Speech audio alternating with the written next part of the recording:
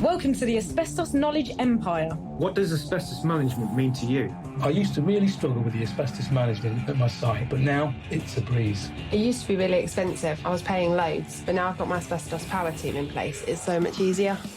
Asbestos can be a pain in the arse if not handled right. We had to stop the job because asbestos was discovered. Now we don't have that problem. Asbestos management is easier than you think. Asbestos management, be proactive, not reactive. Think about asbestos first, not last.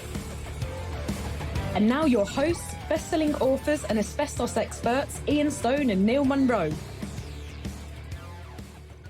Welcome to the Asbestos Knowledge Empire. I'm Ian Stone. I'm Neil Munro.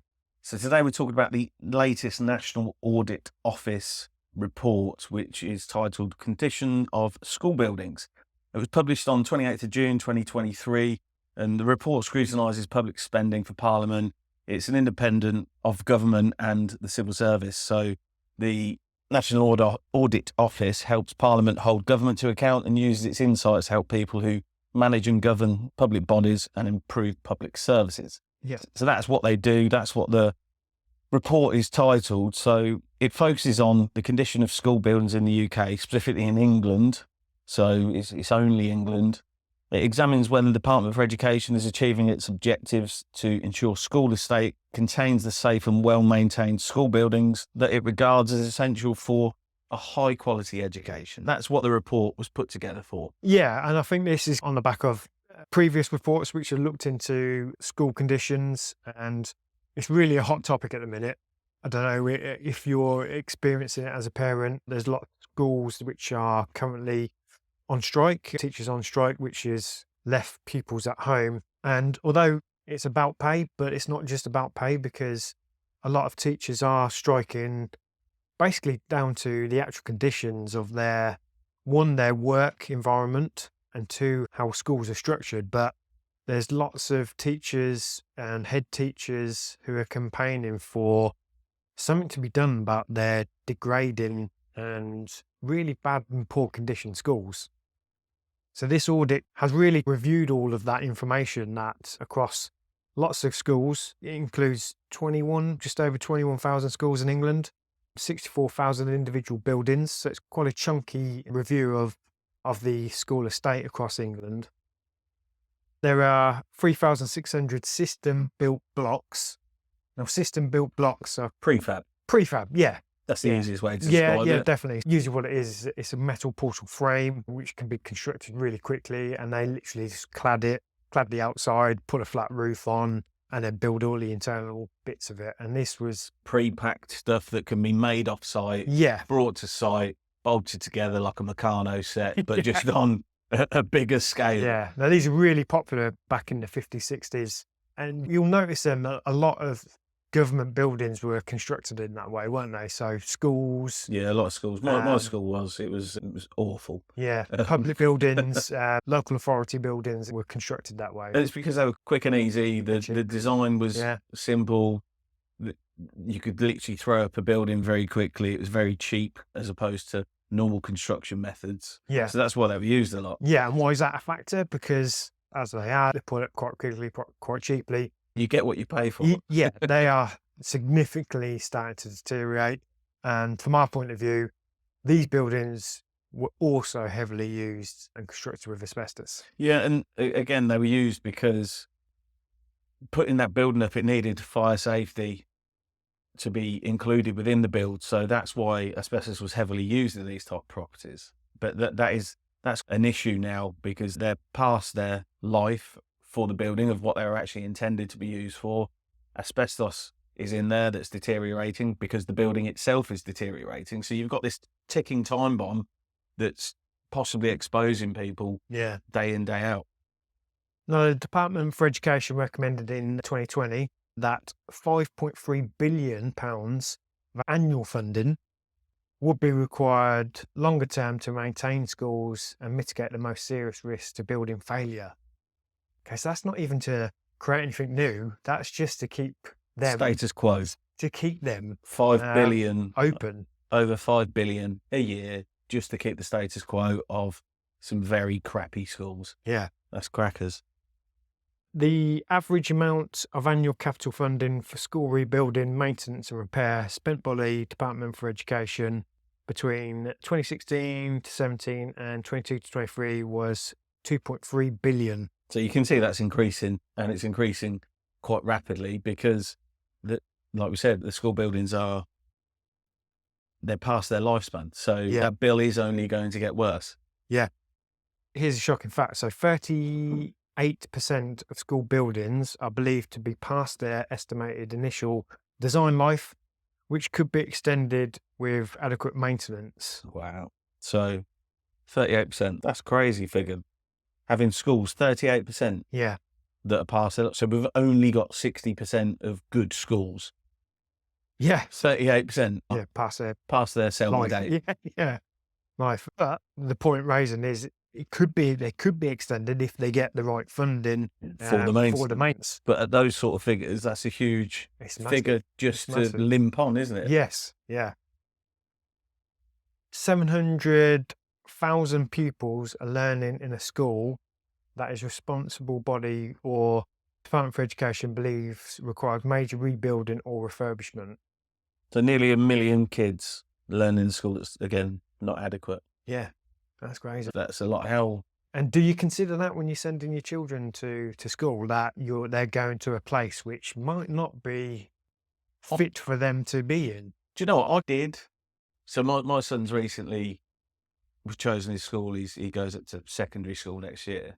And I did. So we looked around at 3 or 4 local schools. And the ones that he liked and we liked were the ones that look good. The ones, well, not just look good, but it was the teaching, all the rest of it. But you had that feeling. And it was funny. There was one school and it was built like my school was. Yeah.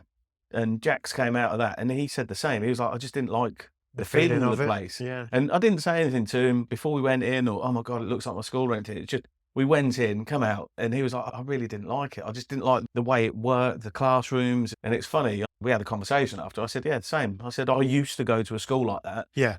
It was a dump. It felt like a dump. I hated being there. It was just, I don't know, it felt more like prison.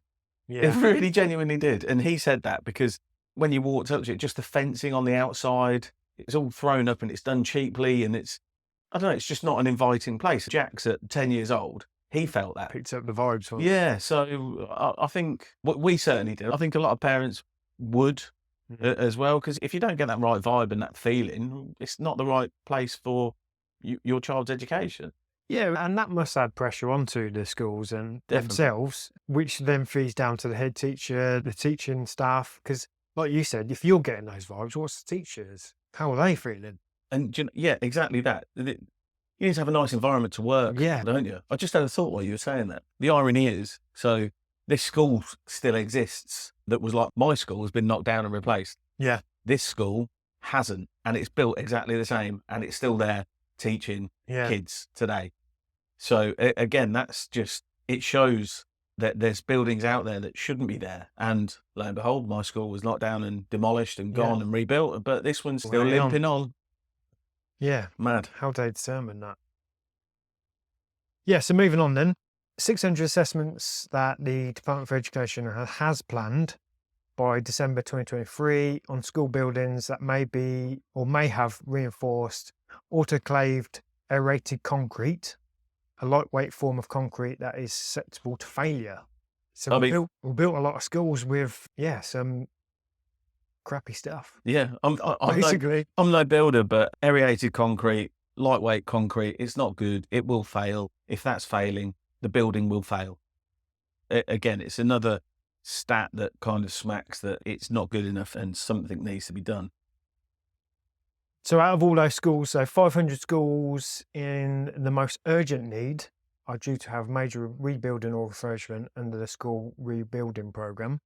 Which sounds good, but that's 500 schools out of 21,500 schools. Yeah, and I wonder what they actually determine as most urgent. Yeah.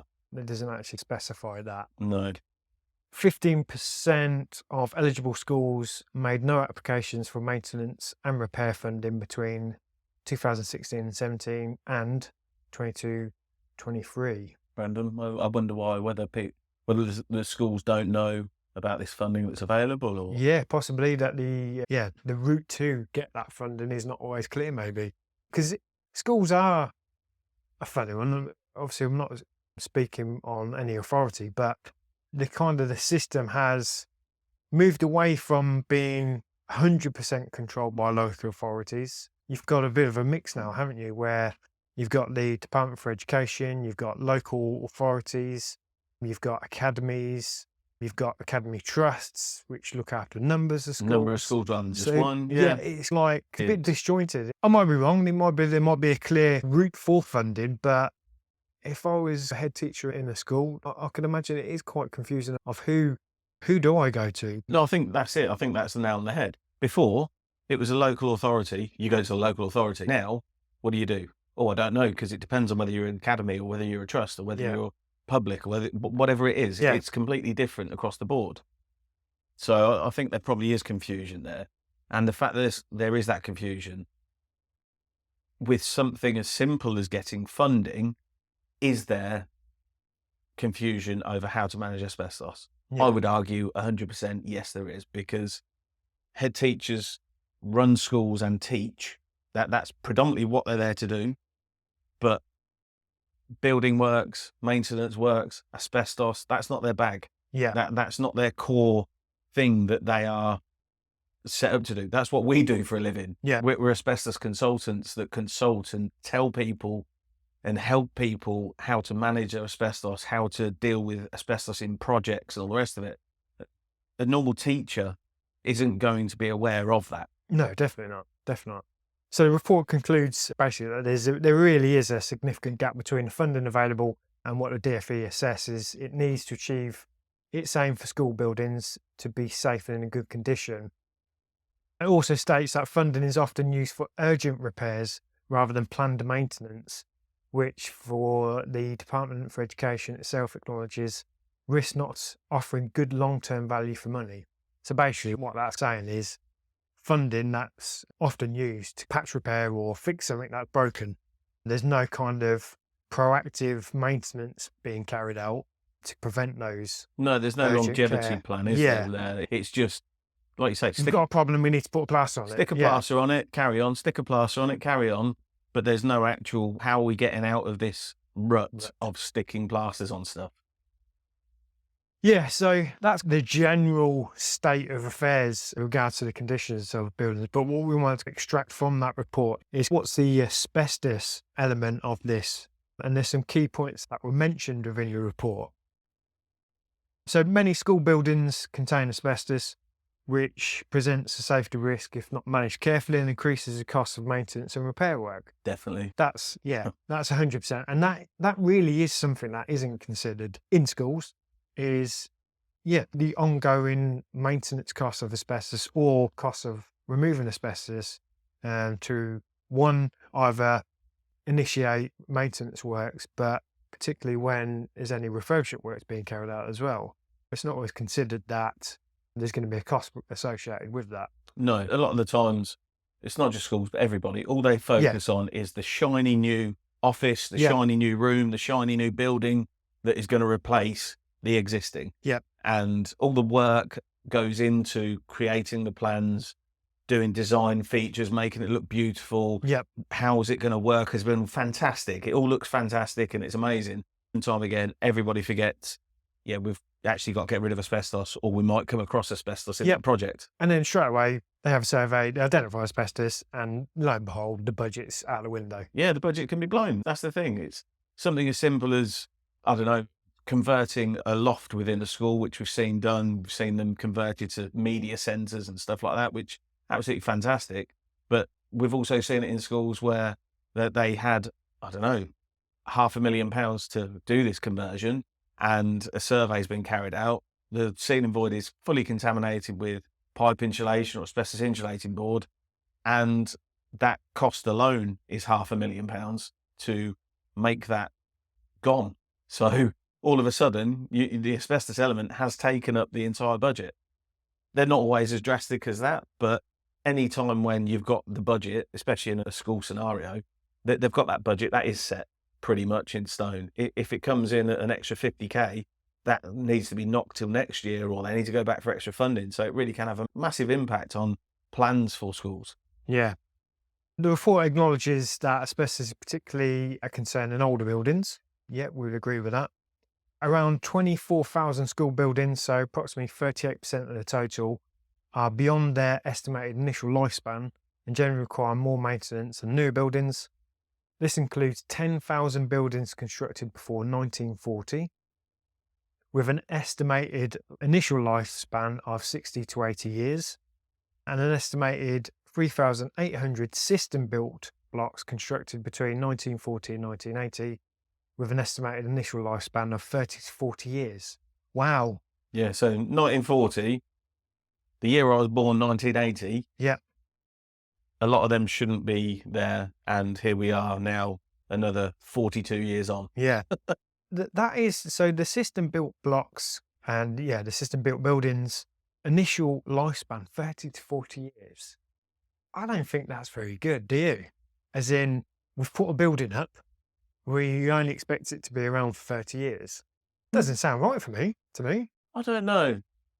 I think that the problem is, it post-war time, come out, there was a boom on, we needed to rebuild Britain. And again, I think this was thought of as the sticking plaster of, we build these, we get people educated, we're all good as a country, we'll then obviously include it in our budgets. Yes. We'll knock them down, we'll build some beautiful buildings again that will last for a few hundred years. Yeah.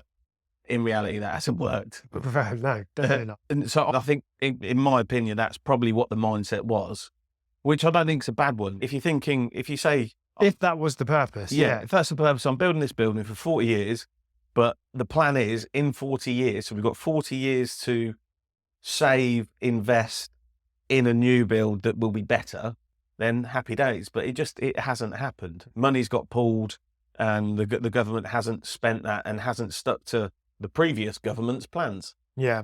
Are you talking about 14,000 of those? 14,000 of those. That's madness. Yeah. Just think about how big your school was when you went. Yeah. There's 14,000 of those. Yeah. That's crazy.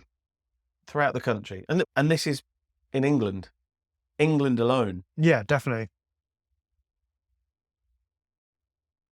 So the report also looked at the presence of asbestos in school buildings and raised that it was a significant concern due to the health risks associated with asbestos exposure.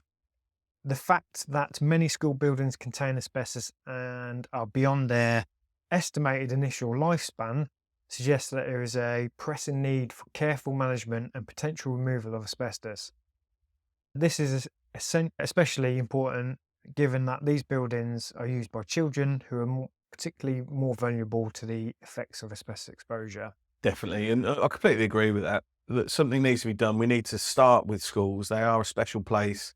Children are more susceptible. Their lungs are developing, so they're more susceptible to asbestos fibre. Yeah. It's a time bomb that's, again, continuing to happen. Yeah. And just while we're having this conversation, I'm just thinking, I joined the industry in 2002. So what are we, 2023, so 21 years ago now. And nothing's changed.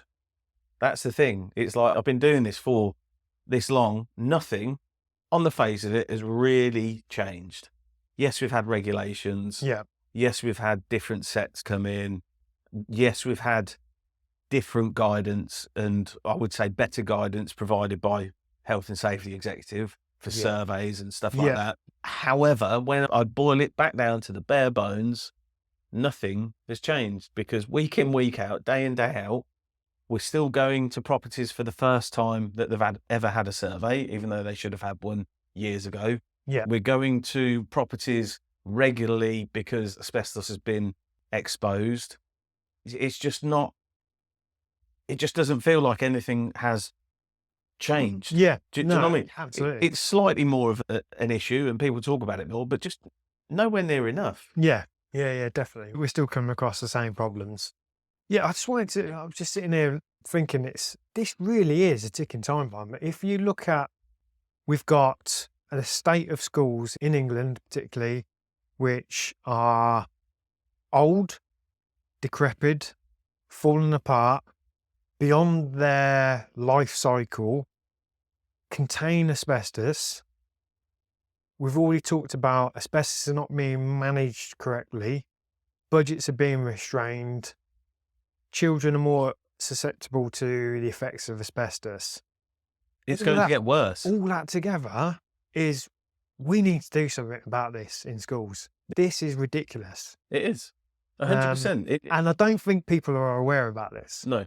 And it's only going to get worse. When you have those 14,000 schools that literally do start failing, popping off, like I see it as you're cooking, when you cook popcorn and one goes off, then another, and then another, and then that's how you make popcorn. That's how I see this as a problem that's going to happen, because one by one, it's like dominoes, they'll just start to fall. And if that is happening, exposure is going to get worse for people because more children are going to get exposed through school, which then will lead on to more exposure and more things like mesothelioma later in life. Yeah, 100%. It's just going to be worse. Yep. And to add to that, what the report highlights is all costs are going up. So increased costs of maintenance or repair due to presence of asbestos is an additional challenge. This could potentially strain the budgets of schools and local authorities even more, especially given the report's mention of a significant gap between the funding available and the funding needed to ensure that school buildings are safe and in good condition. To add to that, costs are going up, budgets are being strangled and restrained. It just makes it even worse. Exactly. Even harder. Nothing's going to get cheaper. No. In life, everything goes up year after year. But we know that. So the cost of sorting it out now is going to be cheaper than what it will be sorting it out in 10 years from now, 40 years from now. That was the kind of recommendation made in the other report, that we should look at it over 40 years, which, again, I don't feel that's quick enough. That's not soon enough. And just think about the costs of how much the average house was in 10 Britain. years ago. Yeah, 10 years ago even. Look at 40 years ago. 40 years ago, That as a cost example, it will be shocking. Yeah. I don't know what it is. It'll be a few grand to hundreds of thousands. Yeah, and they say house prices double every 10 years on average. Yeah. Yeah, crazy.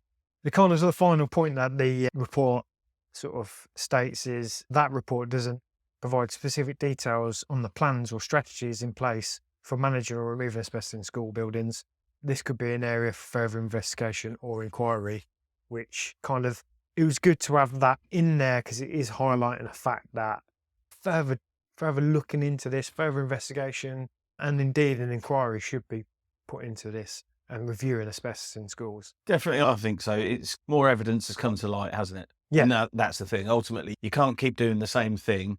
If more evidence comes to light, you need to go back and have a look at what the rules of the game were. What are the facts? And with all these reports that are coming out, there's more and more facts becoming available now. People are looking into it and providing that detail. So it is a good one. It is a movement towards that. Do you know what? Again, just thinking about more facts coming to light and re-looking at stuff. Look, I like rugby. There's a whole load of facts that have come out about head injuries. Not just in sport, but in rugby in particular. Yeah. And they've made big steps. The RFU have made big steps to change how children play sport. So when I was a kid, you just go play whatever. Nothing was thought of it. My son now plays. He goes. They've recently made the recommendation that kids should be wearing the scrum caps. And also they've changed tackling heights to try and reduce the head injuries that happen at a lower level. Because again, let's think about why. Children are more susceptible because anything that happens in the brain injuries more when you're younger affects you when you're older. That is exactly the same as asbestos. Yeah. And we've made those changes in rugby for the benefit and for the better good because we've got this new evidence. If we're doing it for that, we should be doing it for asbestos. Yeah. Thanks for listening. Remember, asbestos first, not last.